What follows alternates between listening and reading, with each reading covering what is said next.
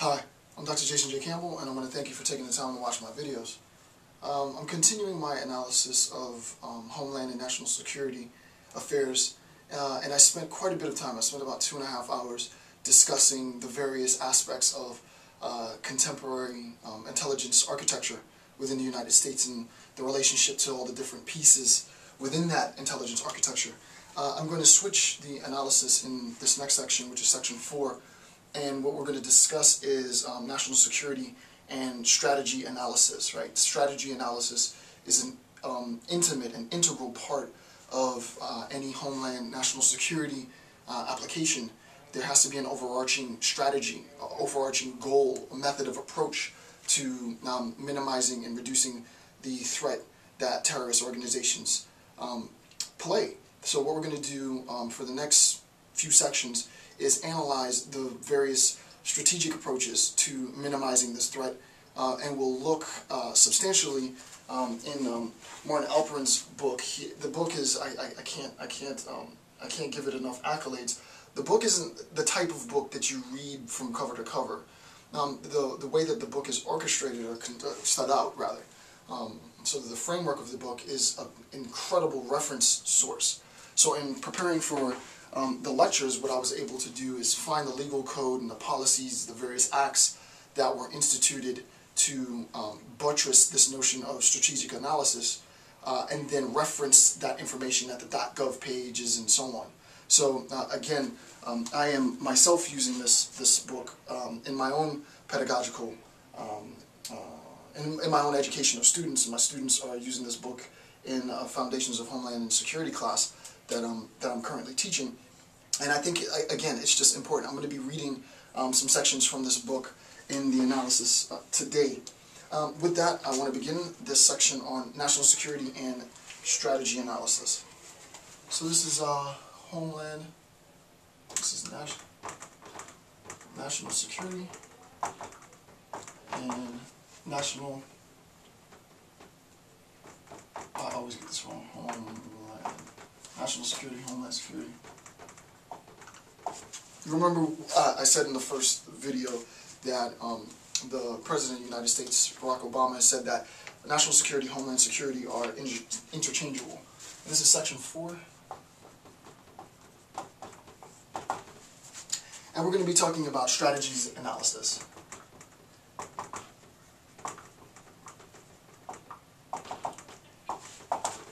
Okay. In discussing strategy analysis, before we begin, like I did with my analysis of intelligence, I want to do a very broad account of sort of what strategy analysis is, and specifically how strategy analysis pertains to the current objectives within the Department for Homeland Security. Right? What's the relationship between the DHS's overarching strategic analysis and the policies and goals that will be implemented to buttress and reinforce that? So the first thing that we recognize is it's concerned with relationships. Concerned with PS, if I could write today.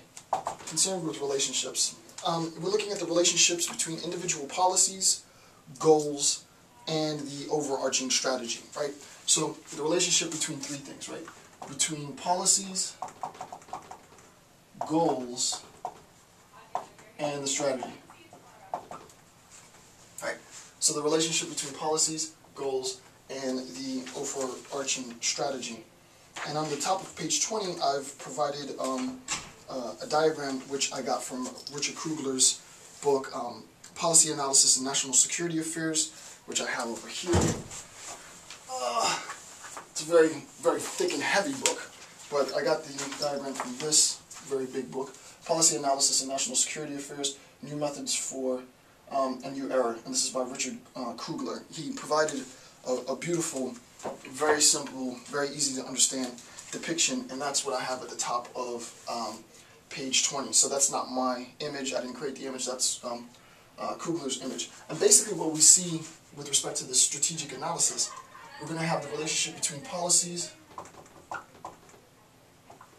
So a policy A, the goal of that policy,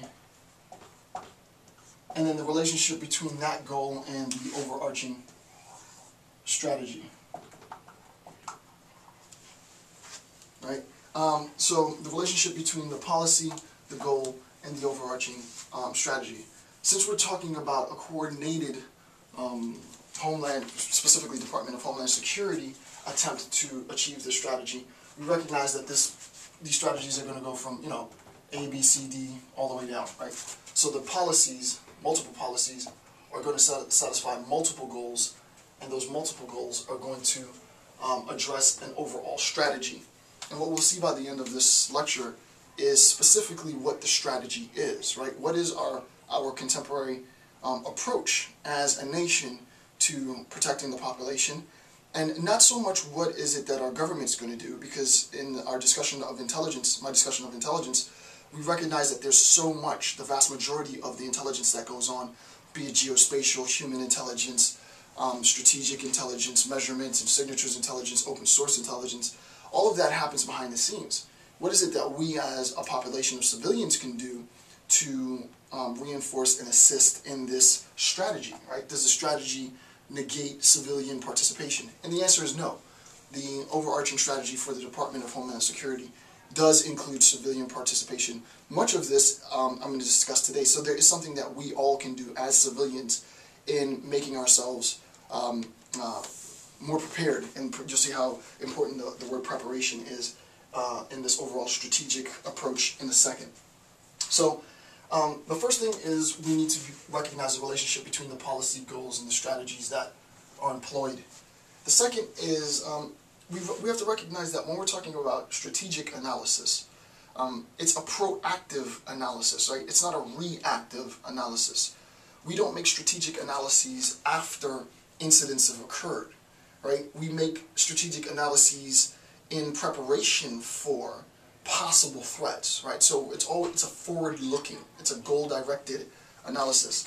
So it's a proactive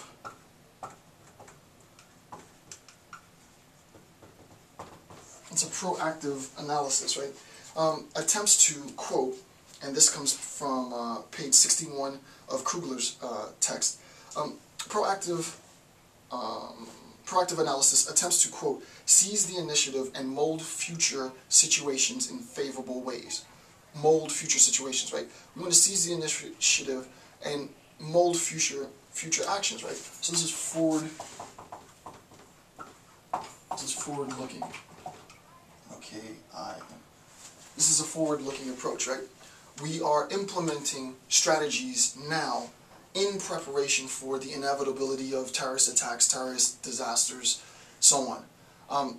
We recognize that there has to be then a relationship between the level of threat that various terrorist organizations or lone wolf operators present to the United States of America and the manner in which we respond to these threats. So there is a threat, and there has to be a response to this threat, and that is the third part of the strategic analysis, right? The third part has to be how we coordinate our emergency management approach, right? So for 3, our emergency management approach, which is our EMA. Our emergency management approach is why this strategic analysis needs to be forward-looking. If we anticipate that there are going to be radiological, nuclear, biological, chemical, explosive threats on U.S. soil, then we have to make sure that we approach and that our emergency management, remember we talked about the separation, and that was the first thing that I discussed, sort of the public administration versus the EMS, community emergency management. And what we'll see in a second is that our government, and this comes directly from 46, this comes directly from the Department of Homeland Security page, our government is taking an all-hazards approach, right? It's not specifically a narrow terrorist-only approach. The approach to emergency management with respect to this strategic analysis is going to be an all-hazards approach. And here's the quote. Quote, our nation faces threats from both natural and man-made sources. We will take an all-hazards approach. And you should know what that is now because I've provided an example, a pictorial example of the significance of saying it's all-hazards. So the DHS, Department for Homeland Security, is taking an all